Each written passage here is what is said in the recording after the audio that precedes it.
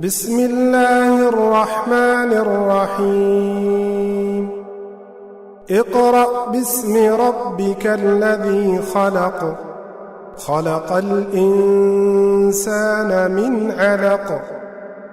اقرأ وربك الأكرم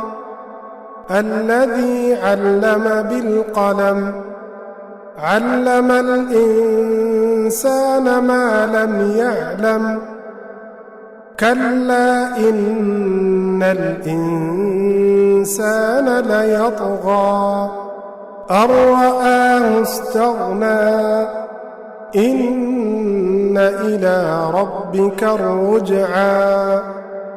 أرأيت الذي ينهى عبدا إذا صلى أرأيت إن كان على الهدى أو أمر بالتقوى